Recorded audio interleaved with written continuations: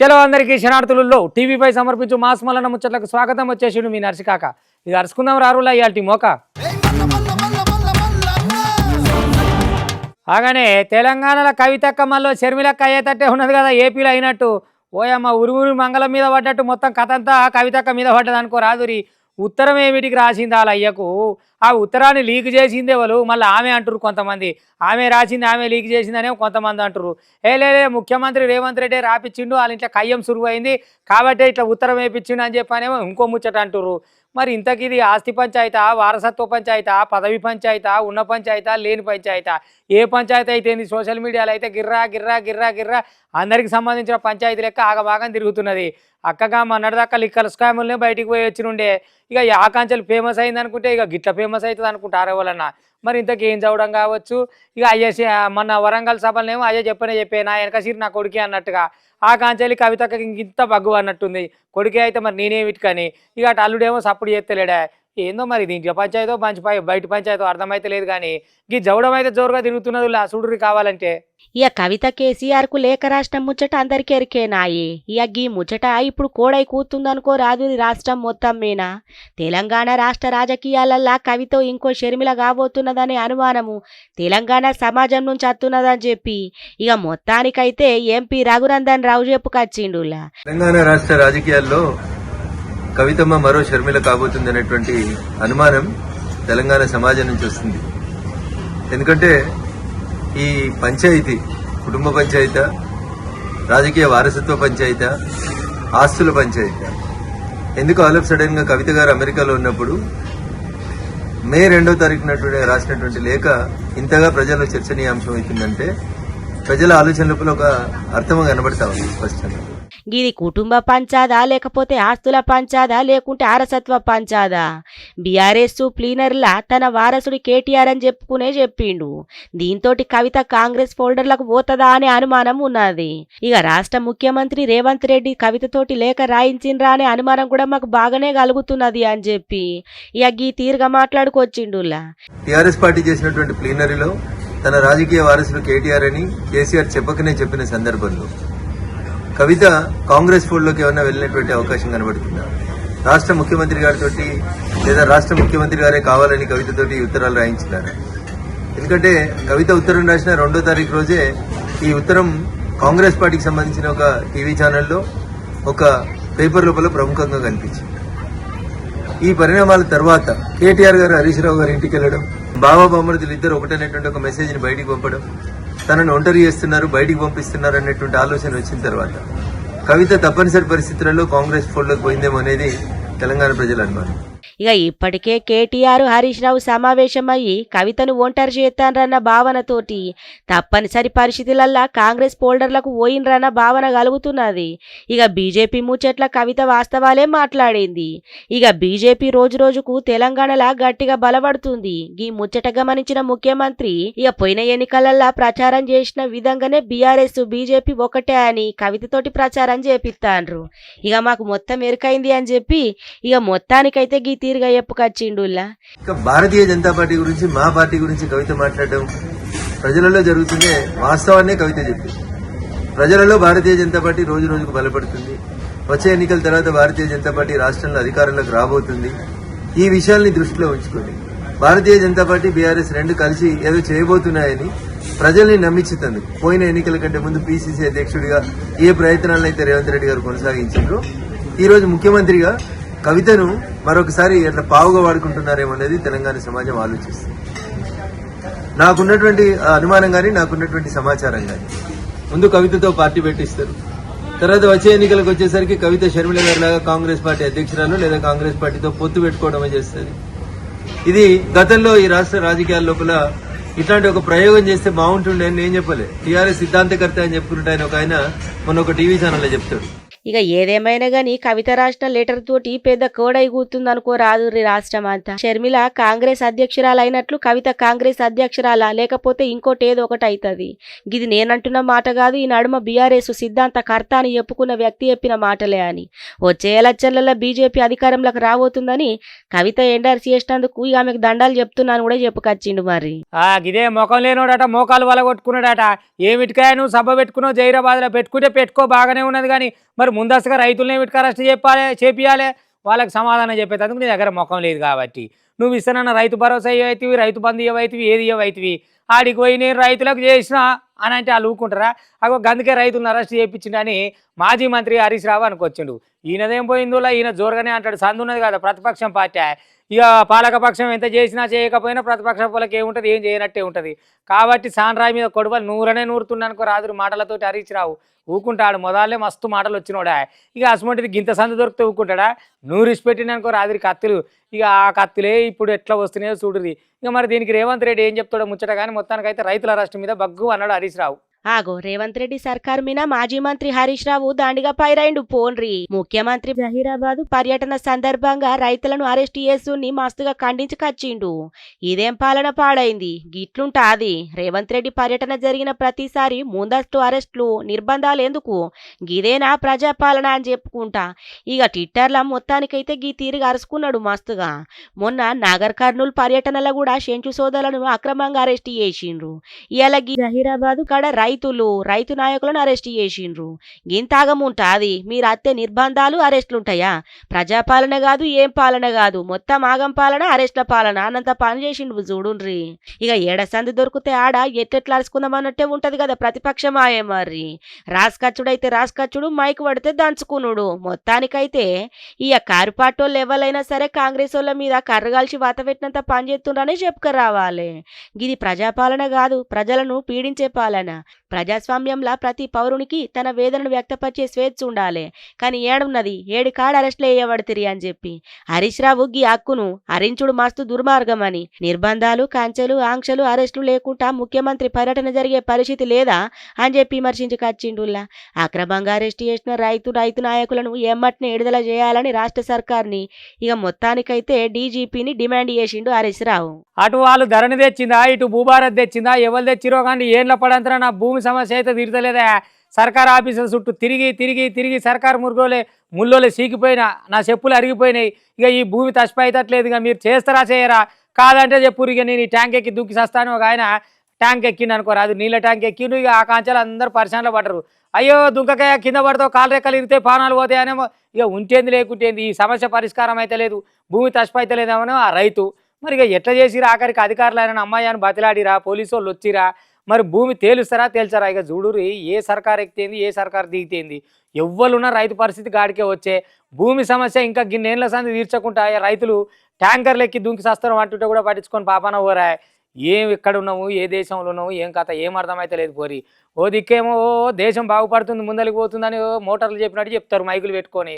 ఇక ఇంకో దిక్కేమో రైతులు ఇట్లా పానాలు తీసుకునే కాడికి ఉన్నది. ఏ దేశం ఏగినా ఏమున్నది గర్వకారణం అన్నట్టు గిట్లున్నది పరిస్థితి. తిరిగి నా చెప్పులు అరుగుతున్నాయి, మోకాళ్ళ షిప్పలు అరుగుతున్నాయి, గంతేగాని నా సమస్యకైతే పరిష్కారం లేదు. ఇక ఇట్లయితే కాదు అని చెప్పి వాటర్ ట్యాంక్ ఎక్కి ఒక ఆయన నిరసన వ్యక్తం చేసిండులా మహబూబాద్ జిల్లా కాడున్న మరిపెర మండలంలా. ఇక ఆయనకు భూమి సమస్య ఉన్నదట. ఎన్నో వద్దుల కంచెల్లి సారు నాకు గీ భూమి సమస్య ఉన్నది, జరా మీరే చూడుండ్రి సారు అని చెప్పి ఇక మస్తుగా తిరిగిండట. అయినా కూడా ఎవ్వరు పట్టించుకోలేరట. కొన్ని సంవత్సరాల కాంచెల్లి గిట్లనే ఉన్నదని అధికారులకు చెప్పినా పట్టించుకుంటలేరని ఆవేదన వ్యక్తం చేస్తాండు చూడుండ్రి.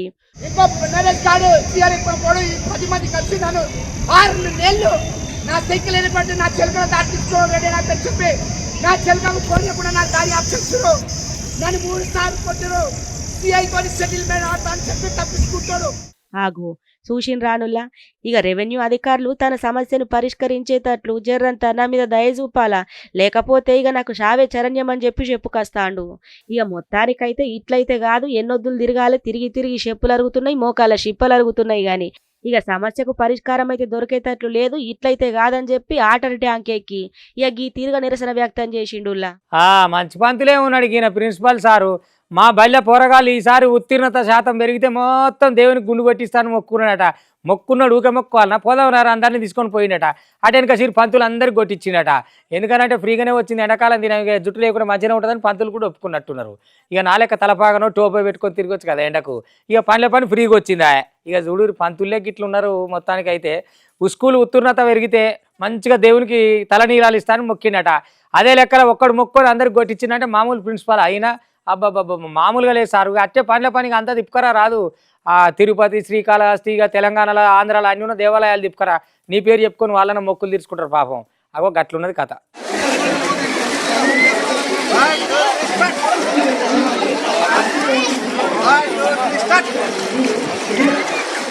ఆగు గిట్లా గుండ్లు కొట్టుకొని ఉన్నోళ్ళు ఓళ్ళనుకుంటుండ్రులా. వీళ్ళందరూ సర్కారు బడి సార్లట.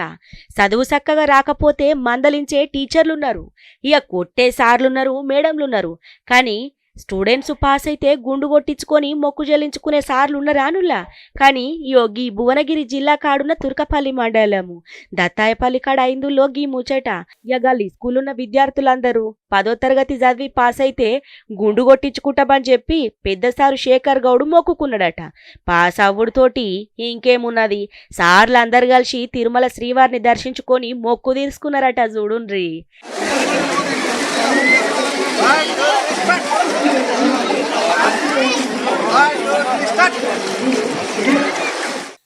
చూసిండ్రు కదా నుల్లా, భలే ఈ చిత్రం అనిపిస్తుంది. పోన్రికి ముచ్చటేంటే చదవకపోతే కొడతారు, తిడతారు. అట్లా కాదంటే తల్లిదండ్రులు పిలిపించి భయం చెప్తారు. గంతేగాని గిట్లా మొక్కులు పెట్టుకొని గుండ్లు తీపించుకుంటారు. ఇక 10వ తరగతి పిల్లగాళ్ళందరూ పాస్ అవ్వడుతోటి మొక్కుకున్నారు కదా. ఇక గట్లనే తిరుమల కాడిపోయి గుండు కొట్టించుకున్నారు సార్లు.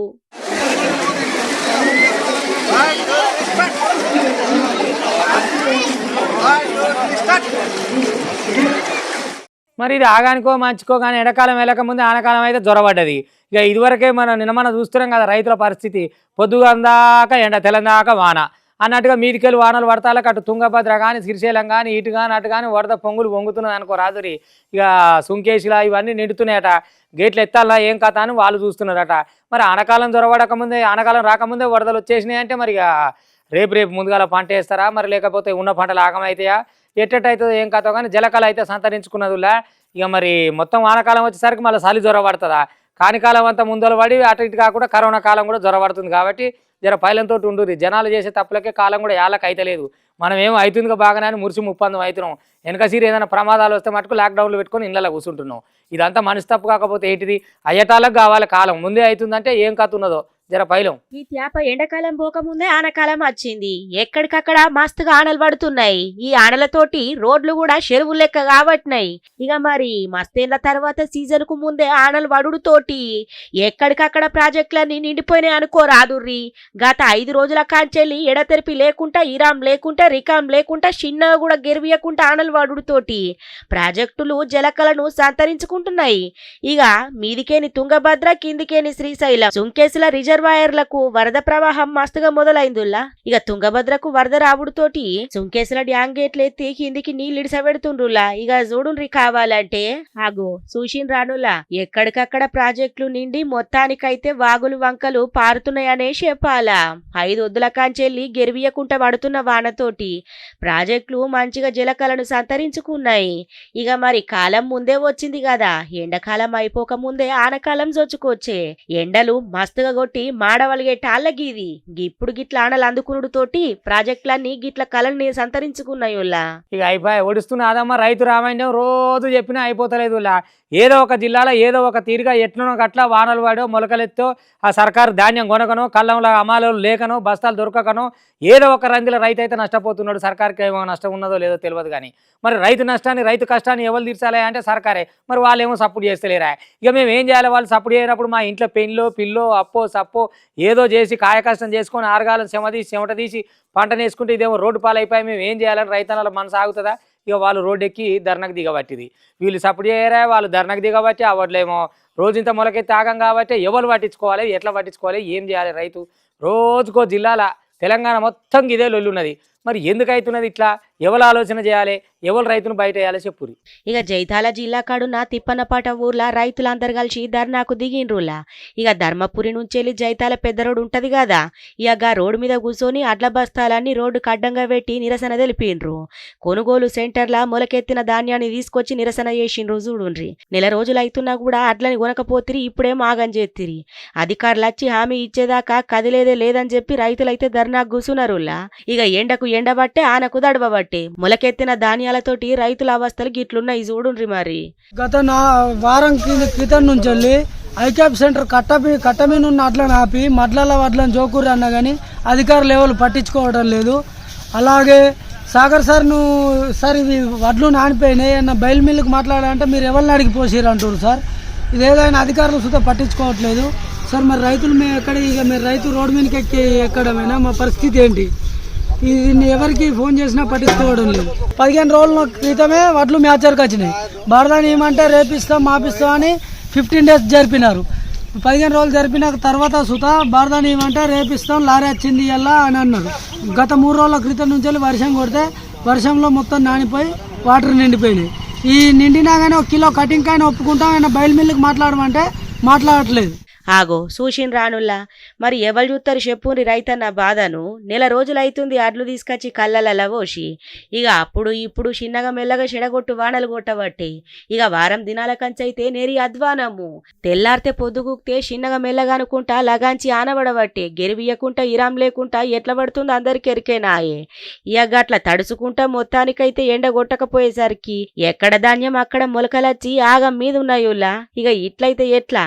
పంట మొత్తం నాశనం కాబట్టే అని చెప్పి రైతులు రోడ్డు మీద అడ్ల బస్తాలు పెట్టి మొలకలచ్చిన పంటనంతా గడబెట్టి నిరసన తెలిపిండ్రు. ఇంకా అధికారులు వచ్చి ఆమె ఇచ్చేదాకా కదిలేదే లేదని కూర్చున్నారు పోన్రి. ఇక గివన్నటి వాటి టీవీ5 సమర్పించు మాస్ మలన ముచ్చట్లు చూస్తూనే ఉంటుంది. మళ్ళీ రేపు ఇది వరదాకా మీ టీవీ5 ఇగుంటా.